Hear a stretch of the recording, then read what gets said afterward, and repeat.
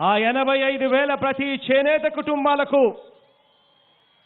నేరుగా ఈ సొమ్ము వాళ్ళ బ్యాంక్ అకౌంట్లలోకి పడడం జరుగుతుంది. అంతేకాకుండా ఈ సొమ్మును బ్యాంకు వాళ్ళు మీరు చేసిన పాత అప్పులకు జమ చేసుకోకుండా బ్యాంకు వాళ్ళతో కూడా మాట్లాడడం కూడా జరిగింది అని చెప్పి కూడా సవినయంగా ఈ వేదిక మీద నుంచి తెలియజేస్తా ఉన్నాను. 4,000 చొప్పున 5 ఏళ్లలో 1,20,000 రూపాయలు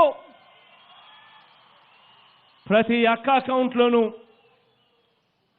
ప్రతి చేనేత కుటుంబం అకౌంట్లోనూ పడే వేయబోతా ఉన్నామని చెప్పి సగర్వంగా ఈ వేదిక మీద నుంచి తెలియజేస్తా ఉన్నాను.